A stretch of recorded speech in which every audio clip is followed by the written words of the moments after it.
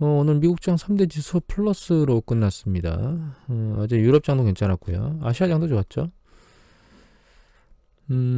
그렇긴 한데 3일째입니다. 오늘 연이틀 상승, 갭 상승까지 했는데 흐름 자체는 조정이 끝났나라고 하는 물음표를 한번 찍게 가고 있는 것 같아요. 일단 장이 오른 이유는 여기 보시면은 일단 올렸습니다.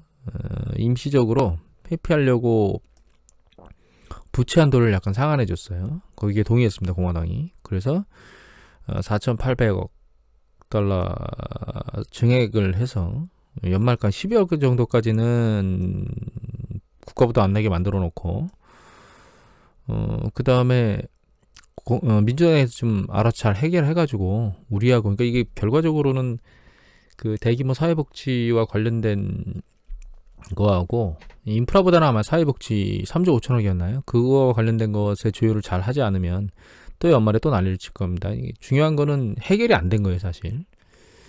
근데 약간 해결이 됐나라고 물음표를 왜 찍냐면 여기 보시면 이거 데일리 차트인데 이게 아마 이게 하루 S&P 500 지수 하루 움직임이거든요. 갭 상승했다가 팅 튀고 나서 그 뒤로 계속 주가를 밀어 올렸는데 후반부에 다 빼먹으면서 끝나고 있습니다. 지금 다 빼먹어서 끝났고 지금 장 후반부의 움직임도 여기 보시면 계속 흘러내리고 있거든요. 아랫방향으로.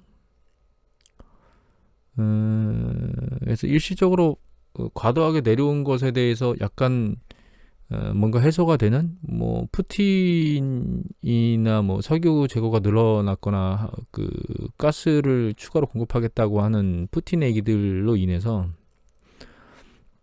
잠깐 반등을 하긴 했는데 문제는 그게 해결된 게 아니고 그냥 일시적인 땜빵이라고 그렇게 표현을 해야 될까요? 그런 것 때문에 시장 자체는 추세적으로 밀고 올라가기가 어려운 게 아닌가라는 생각을 하게 됩니다. 그리고 또 여기 보시면 유가가 또 일주일치입니다. 유가 세게 내려왔던 걸 다 감안하고 올라가고 있고 거기에다가 추가적으로 석유를 공급하겠다고 푸틴이 얘기했음에도 불구하고 이 천연가스가 세게 내려온 뒤에 다시 반등하고 있습니다. 이 기술적 반등이라고 볼 수도 있긴 한데 심리적으로 구리 가격도 지금 머리를 막 밀고 올라오고 있거든요. 심리적으로 인플레이션에 대한 부분들은 아직 계속 살아있는 것 같고 유가가 올라가는 가장 주된 이유는 기사를 보면 이렇게 나와 있습니다. 네, 이게 핵심이에요. 로이터 기사인데 여기 보시면은 미국에서 전쟁 비축류 같은 것들을 풀 수도 없을 것 같고 언라이클리라고 돼 있죠.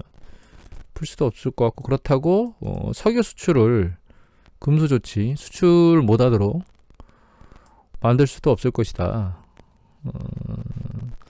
그렇게 예상을 하면서 유가가 올라오고 있어요. 재고는 쌓이는 걸로 지표가 나왔는데도 그렇게 심리적으로 작동하고 있다는 거죠. 특이한 거는 이렇게 수요가 위축된다는 얘기는 경제적으로는 사실 좋다는 뜻이잖아요. 그런데 스태그플레이션 해가지고 경기 수축 스태그네이션과 관련된 얘기도 하고 있고 이게 지금 판단이 어려운 게 여기 보면 이제 그 민간 부분 고용치가 나왔는데 좋게 나왔습니다. 기대치보다. 42만 5천이었는데 58천, 전달엔 34만 늘었는데 신규 수당 청구 건수도 증가하던 게 낮게 나왔거든요. 근데 요번에 금요일날 내일 새벽에 나오겠죠. 나오는 이 비농업 부분 노동청에서 발표하는 얘가 많이 나오면 이걸 좋게 해석할까요? 나쁘게 해석할까요? 많이 나오면 경제가 좋아지면서 수요가 확대되는 관점에 에너지 부분에 좀 악영향을 미쳐서 인플레이션이 올라가는 쪽으로 보고 그러면 긴축이 세지면서 그러니까 그 긴축 속도가 빨라진다라고 해석을 할까요? 아니면 얘가 안 좋게 나오면 이거 진짜로 경기가 안 좋아지네. 실물 경제 안 좋아지네. 그러면서 이거 스태그네이션 쪽으로 해석을 할까요? 이거 어느 쪽으로 해석을 할까요? 투자자들이. 그러니까 이게 지금 판단하기가 굉장히 애매모호합니다. 이거 고용 지표가 어떻게 나오는 것에 따라서 투자자들이 어떻게 해석할 것이냐에 대한 부분을 판단하기가 지금은 객관적으로 판단하기가 어렵습니다. 그만큼 투자 심리가 약해져 있다는 뜻이거든요. 그래서 지금은 제가 보기에는 아직 조정이 끝난 건 아니고 어느 방향으로 움직일지를 모른다. 지금 내가 어느 방향으로 갈지를 모른다. 이래 봐야 될까요? 이건가? 다 넘어왔네요. 딴 데로 다 가버렸구나. 아, 여기구나. 얘가 지금 방향이 어느 방향으로 갈지 모르겠다. 네. 그래서 제가 어제 말씀드렸는데 들어간 다음에 1차적으로 어제 들어가야 된다고 말씀을 드렸죠. 얘가 이제 어제가 마지막 바닥을 찍고 올라가는 건지 조정을 받는 건지를 판단하기엔 애매모호한데 제가 보기에는 조정이 아직 끝나진 않았다고 보고 있습니다. 물론 아랫방향으로 이 떨어진 최종 정도가 마지막 깊이인지 이거보다 더 깰지는 판단하기가 어렵지만 기간상으로나 혹은 시장의 어떤 문제를 해결하는 그런 그러니까 과정들을 보면 아직까지 무엇인가 완벽하게 해결된 건 없습니다, 지금. 그런 부분들이 이제 영향을 앞으로도 시장에 미칠 것 같다는 생각을 하고 있고요. 또 한 가지는 이건 계속 보여드리는 거지만 이게 현재 시장이 과거보다 상당히 높다는 것들을 보여주는 것들이에요. 이거는 2000년대 이후에 올라간 정도거든요. 그래서 상당히 많이 올라가 있는 상황이고, 물론 이건 시간이 지났으니까 고점을 대비해서 뚫고 올라가는 정도가 꼭 많다라고 얘기할 수는 없지만 단기간에 이제 조정 이후에 올라간 정도, 그리고 여기서 이제 조정이 생각보다 낮아서 밀고 올라간 정도가 상당히 높아요. 이것뿐만 아니라 여기 보시면 이거는 야르딘 리서치 가끔 보여드리죠. 2021년 10월 5일자인데 이 퍼베수가 상단에 꽂혀 있다는 자체가 상당히 높다는 뜻이고요. 지금 현재 가치가. 또 한 가지는 오늘 보여드릴 거는 이건데 이겁니다. 이게 빨간 게 뭐냐면 짧은 시간 숏텀 1년 정도 전망치로 이익이 어느 정도 증가하느냐라고 하는 부분이거든요. 근데 그 증가 추세가 계속 내려오고 있어요. 1년 내의 움직임의 이익 증가율이 낮아질 거라고 본다는 거예요. 안 좋은 거죠. 전망이 낮아진다는 뜻입니다. 이익 전망이. 이거는 밑에 거 요거 연두색은 이건 짧은 기간 안에 매출이에요. 얘도 밑에 방향으로 내려오고 있거든요. 그래서 지금 가끔 전문가들이 이익 추정치와 관련된 기업 이익 추정치와 관련된 3분기 이익 발표나 이런 것들의 얘기를 하는데 저는 개인적으로 이익 발표에 대한 부분을 넘어서서 그게 문제가 아니고 4분기하고 내년도 상반기에 있는 이익 부분, 매출 부분에 대한 고민이 더 깊어야 된다는 생각을 합니다. 그래서 실적 발표가 사실 주식시장에 큰 영향을 미치지는 않을 거라고 현재는 보고 있습니다. 기업들의 실적 발표가. 이제 다른 부분들을 좀 설명할게요. 계속 장 움직이는 거 설명드렸는데 좀 조심해야 될 주식들 기사들 중심으로 좀 뽑아봤거든요. 페이스북 조심해야 된다고 지금 현재 보고 있습니다. 개인적으로 계속 밀린 것도 있지만 여기 이분이 내부자 보고를 하셨는데 여기서 이제 여러 가지 이유들이 있지만 결과적으로 페이스북이 그러니까 SNS는 사람과의 관계를 연결해주는 그런 부분들이잖아요. 그런데 그게 돈을 우선시해서 분열과 갈등을 조장하는 이런 여러 가지 사례들에 대해서 이분이 얘기가 나왔고 뉴스 보도에서는 안 나온 사례들 나왔나요? 하여튼 예를 들면 청소년들에 대한 심리적인 악영향을 미친다는 걸 내부적으로 이미 알았다거나 여기 보면 어린이에게 해롭고 분열을 조장하며 이런 얘기들 하잖아요. 그리고 동남아시아적인가요? 거기는 좀 이렇게 사람들을 해하거나 이런 쪽으로 할 수 있는 그런 범죄나 이런 것들에 약간 대응을 잘 안 해서 대응을 안 했다는 얘기는 그냥 놔뒀다는 뜻이죠. 잘못한 행위를 했다는 뜻이 아닙니다. 페이스북이 그냥 그런 현상이 일어나는 것을 막을 수 있는 그런 행동을 안 했다거나 이런 얘기들이 나오고 있고, 그냥 가장 주된 문제는 그런 것들을 나온 것. 그리고 또 하나가 있었어요. 인플루언서들한테는 가점을 더 줘서 이제 위로 잘 올라올 수 있도록 동등한 평가를 안 하고, 그런 것들이 다 페이스북에 더 많은 사람들이 몰리도록 만드는, 결과적으로 이익을 내려고 하는 그런 쪽의 중심으로 소프트웨어 엔진을 돌렸다는 얘기입니다. 근데 그게 이제 잡히면 결과적으로는 그런 부분들이 매출에 영향을 미칠 수 있다라고 하는 얘기들이 전문가들 속에서 나오고 있거든요. 빅테크 기업들 같은 경우에는 장기적 추세는 뭐 크게 훼손될 거라고 보고 있지는 않지만 향후에 일정 수준 정도는 좀 어려움을 겪지 않을까 이런 생각을 하게 됩니다. 어려움이라는 건 뭐 조정이 깊다기보다는 상승 탄력은 떨어지고 악재에는 반영을 잘 하는 뭐 이런 형태가 되지 않을까 이렇게 생각을 합니다. 그 다음에 여기 보면 현대상선 예전에 HMM 목표 주가가 4만원대로 뚝 떨어졌습니다. 열심히 날아가던 HMM 난리를 치고 있는데 갑자기 업황이 뚝 떨어지고 있어요. 컨테이너 두 가지인데 이렇게 해운 컨테이너처럼 이제 박스 안에다가 주로 이제 최종재나 중간재든 이런 거겠죠. 그런 것들을 실어 나르는 배가 있고 이거 말고 이제 이름이 기억이 안 나서 페너션이 있거든요. 얘는 벌크선입니다. 그래서 BDI 지수와 관련이 있어요. 그러니까 뭐 원자재나 이런 것들을 실어 나르는. 그런데 여기서 HMM 같은 경우는 안 좋겠지만 여기 보면 이제 정점을 치고 이게 지금 컨테이너 지수입니다. 이 보여드렸지만 상하이 컨테이너 지수인데 약간씩 이제 내려오고 있는 패턴이에요. 계속 그 전에도 그런 일들이 있긴 했었는데 얘는 꺾이는 느낌이 보이죠. 그리고 이거 영국에서 발표하는 지수입니다. 얘도 상승 탄력을 잃었거든요. 근데 이런 과정 중에서 이 목표 주가가 낮게 나온다는 얘기는 결과적으로는 이제 컨테이너 지수 쪽의 움직임은 안 좋아지는 과정으로 가고 있는 것 같아요. 다만 BDI 지수는 뭐 천정부지를 뚫고 올라오고 있습니다. 지금 석탄 얘기나 이런 얘기 때문에. 그래서 연말에 이게 괜찮을 거다. 그나마 얘는 나을 거라 얘기를 하는데 저는 개인적으로는 같은 해운 업종에 있는 거라면 굳이 전망이 안 좋은데 이쪽을 쫓아가야 되나 이런 생각을 해봐야 됩니다. 그러니까 펜오션을 왜 쫓아가야 될까라고 하는 생각은 해봐야 된다고 생각합니다. 개인적으로. 그리고 여기 보시면 그거와는 다르지만 한국조선해양도 보시면 수주 모멘텀 둔화 목표가를 15%를 하향시켰습니다. 여기 보시면.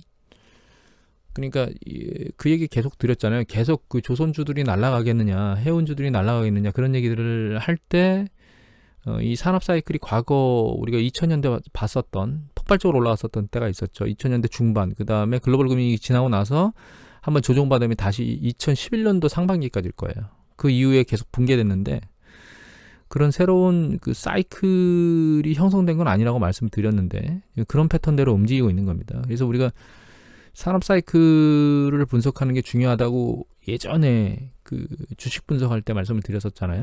그런 패턴을 놓고 보면 이런 주식들은 지금 해운주나 조선주는 하물며 BDI 지수가 계속 올라간다 하더라도 페너션이나 이런 것들 굳이 이런 것들에 발을 담글 이유는 없습니다. 지금처럼 충분히 조정을 모든 주식이 받았다면 이런 주식들을 건드리는 게 아니고 다른 주식들을 건드리는 게 낫겠죠. 그 다음에 또 하나 주식은 이쪽입니다. 셀트리온. 셀트리온은 제가 예전에 개인적으로는 죄송스럽지만 투자하시는 분들한테는 셀트리온을 잡주라고 말씀드린 적이 있죠. 저는 그렇게 생각한다고. 여기도 목표가가 확 내려왔는데 문제는 뭐냐면 전망도 밑돌고 그 다음에 이거 대안하는 무슨 경쟁력이 나왔죠 또. 제가 말씀드렸듯이 예전에 그 얘기를 드렸을 거예요. 셀트리온이 뭘 하면 다른 제약회사, 유수의 제약회사는 가만히 있겠느냐 얘기를 드린 적이 있는데 우리가 이걸 알 수 있었을까요? 갑자기 19%로 목표가를 떨어뜨리고 실적이 이렇게 컨센서스를 밑돌 거를 우리가 이전에 알 수 있었을까요? 그냥 가만히 흘러가고 있다가 아래로 내리꽂잖아요. 물론 이게 지금 시장이 자체적으로 붕괴돼서 내려가는 거이긴 하지만 이제 논점은 카카오 같은 경우에는 외부 변수에 의해서 약간 확장하고 있던 그런 그 사업에 대한 문제가 발생한 거고 얘는 자체적으로 경쟁력이 안 돼서 외부 매출이 안 좋고 거기에다가 좀 좋을 거라고 매출을 들이민 게 그것도 경쟁력 문제죠. 왜냐하면 다른 쪽에서 먼저 나오니까. 이런 부분들이 제가 사실 잡주로 생각하고 있는 가장 주된 이유 중에 하나입니다. 그리고 얘만 떨어지는 게 아니고 3종 세트로 동시에 다 밀렸거든요. 그리고 좀 전에 말씀드렸던 것처럼 이걸 우리가 알 수 있었겠느냐라고 하는 부분이에요. 여기 보면 8월 25일자에 35만원 목표가가 적정가였는데 지금 10월 5일날 28만원을 갑자기 떨어뜨렸거든요. 이거를 이걸 우리가 알 수 있겠느냐는 거죠. 이건 물론 여기 있는 이 작성하신 애널리스트 분들도 자기 예측치에 따라 움직여서 그거에 따라 결정을 하는 거고, 그 예측치를 이 기업이 달성하지 못한 거잖아요.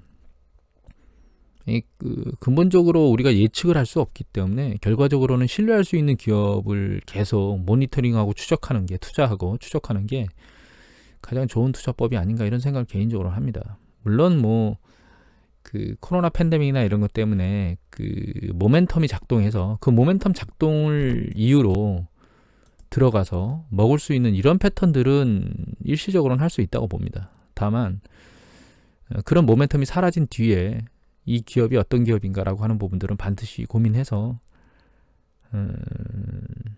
모든 자기 성과를 잘 못 메꾸는 기업들은 잡주라고 제가 얘기를 하거든요. 그런 기업들은 회피를 하셔야 되는 게 투자의 정석이 아닌가, 이런 생각을 하게 됩니다. 그리고 또 하나는 토스인데요. 토스뱅크가 들어오고 나면서 카카오뱅크가 아래로 내리꽂았죠. 6% 한계. 그래서 카카오뱅크 주가가 처음에 상장 시점에 위로 급등했던 그 시점, 고점 대비 얼마 되지도 않았습니다. 8월 20일 날 고점을 찍고 지금 현재 한 달 반 정도 됐나요? 이 떨어진 폭이 지금 36%예요. 더 중요한 거는 여기 보시면 이게 카뱅이 여기 있거든요. 카뱅이 시가총액이 제일 끝에입니다. 시가총액이 지금 이 정도 수준인데요. 이게 역단위니 285조? 아니죠. 28조 정도 되는 거예요. 이게 아마 억일 겁니다. 금액이 1000억, 조 10조죠. 28조? 근데 여기 보시면 국민은행이 23조, 신한은행이 20조예요. 카카오뱅크가 이 정도의 시가총액을 가지고 있어야 될 이유가 있나요? 라는 물음을 아무리 던져도 없어요. 제 생각에는. 그러니까 이 투자자들이 여기다 거품을 실어놓긴 실어놨거든요. 이게 언제 깨질지는 몰라요. 그런 과정 중에 그런 생각을 만약에 했다면 이렇게 올라갔을 때 조심스럽어야 된다는 생각을 해야 된다는 겁니다. 개인적으로 제가 말씀드리고 싶은 건.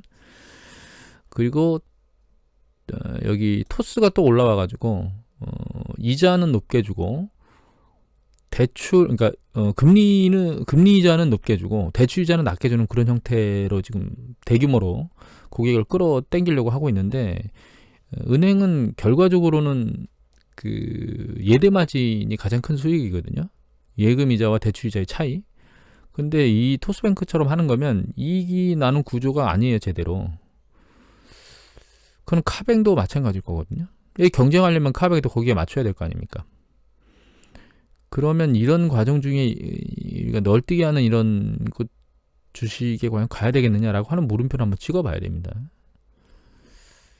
개인적으로 카뱅이 모멘텀 때문에 이 시가총액을 유지하는 거지, 기업 내부적으로 놓고 보면 그렇지는 않다. 성장성에서 과연 폭발적으로 그렇게 기대치만큼 올라가겠느냐, 저는 그렇지는 않을 거라고 생각하고 있습니다. 이게 이제 투자 결과하고는 좀 다른 문제인데, 기업의 가치를 가지고 투자한다는 관점에서 놓고 보면 카카오뱅크도 좀 조심해야 될 주식 중에 하나라고 봅니다. 그 다음에 여기 보시면 한국어로 만들어진 단어가 옥스퍼드 영어 사전에 실린다는, 정식으로 영어 표현으로 된다는 뜻이죠. K-팝, 대박, 먹방, 치맥도 올라간다고 얘기가 나왔거든요. 그러니까 그런 단어들이 영어로 표기가 돼서 올라가고, 그게 어떤 의미로 쓰인다라고 하는 것들이 실제로 영어 단어에 올라간다는 뜻이죠. 그만큼 우리나라의 문화 컨텐츠나 문화 파워가 세졌다는 의미를 보여드리고 싶어서 이걸 올렸고요. 그 다음에 또 한 가지는 이겁니다. 그런 것들이 여기에 영향을 미칠 수가 있습니다. 여기 보면 K 컨텐츠 올라탔다고 얘기를 했는데, 여기 헤럴드 기사고 10월 6일자 기사며, 여기 보시면 한일아 기자께서 올리신 겁니다. 여기 K 컨텐츠 올랐던 K 스낵이 해외 돌풍이다, 이 얘기를 쓰셨는데, 저는 이 기사 제목은 약간 다른 것 같아요. 왜냐하면 K 컨텐츠가 지금 폭발적으로 일어나기 전에 이미 오리온과 같은 회사는 해외에 나가서 자기의 일정 부분의 과자류들을 안착시킨 기업이거든요. 그래서 이거는 이제 이 스낵뿐만 아니라 다른 여러 가지 요건들이 K 컨텐츠에 의해서 그 K 컨텐츠를 달고 그 힘으로 매출을 더 증가시킬 수 있고, 그래서 파일을 더 키울 수 있는 그런 여건이 현재 진행되고 있다라고 하는 것들을 알려드리기 위해서 이건 뽑은 거고요. K 컨텐츠가 실제로 뭐 영화나 혹은 뭐 음악이나 이런 실제 컨텐츠들일 수도 있고, 그것을 생산해낸 배우나 아니면 가수일 수도 있고요. 그 다음에 그거 이외에 그들을 활용한 이런 제품을 판매하는 제품의 영역일 수도 있어요. 근데 그 여러 가지 조건들 중에서 결과적으로 어떤 것을 선택하느냐, 그리고 어떤 것이 실제로 성과를 낼 것이냐에 따라는 각 기업별로 다 다를 거기 때문에, 그리고 이제 부침이 있는 기업이 있고, 있는 섹터가 있고, 추세적으로 올라가는 섹터가 있는 거가 있고, 이렇게 될 겁니다. 근데 부침이 있는 섹터라고 하면 컨텐츠를 생산하는 기업이거나, 혹은 뭐 가수나 연예인들을 관리하는 그런 기업들은 부침이 있을 거예요. 오르락내리락에 대한 어떤 변동성이 좀 클 거고, 그거 이외에 이걸 그 컨텐츠 파워를 이용해서 제품을 판매하는 기업들 중에서 글로벌 그 경쟁력을 가지고 있는 기업들 같은 경우에는 추세적으로 점진적으로 계속 주식시장을, 그러니까 주가를 밀어올릴 수 있는, 시총을 늘릴 수 있는 그런 가능성을 가지고 있는 기업이고, 제가 말씀드린 기업 중에 보면 그런 것들을 종합적으로 가지고 있는 그 회사가 있다고, 그룹이 있다고 그랬죠. 그게 CJ라고 말씀드렸고, 어떤 것을 선택할지는 여러분들이 나름 판단해서 선택하시면 될 것 같고요. 다만 K 컨텐츠와 관련된 기업은 포트폴리오 사항 안에 일정 부분 들어가 있어야 되는 그런 기업군이라고 보셔야 될 것 같아요. 마지막으로 이제 우수시라고 하나 기사 뽑았습니다. 이거 헤럴드 오징어 게임 얘기인데 10월 7일자고요. 여기 밑에 보면 어느 분이 올리셨냐면 함영훈 기자께서 올리셨는데, 이 사진이 기가 막힙니다. 이 제목이. 자, 이거 죽으라는 건가? 이렇게 해서 오징어예요, 오징어. 근데 특이한 건 얘는 이렇게 보면 오징어인데, 이쪽이 위로 보면 여기가 머리카락, 털 난 거고, 여기가 뿔. 그 다음에 이게 황소 얼굴. 그래서 소를 뒤집는 것처럼 보이기도 합니다. 이걸 한번 해보겠다고 프랑스에서는 싸움질까지 났죠. 역시 K 컨텐츠의 파워가 단기적인 게 아니고 추세적인 거라를 이해해야 된다라는 생각에서 우수시라고 이 기사를 한번 뽑아봤습니다. 오늘 이것을 마치도록 하겠습니다.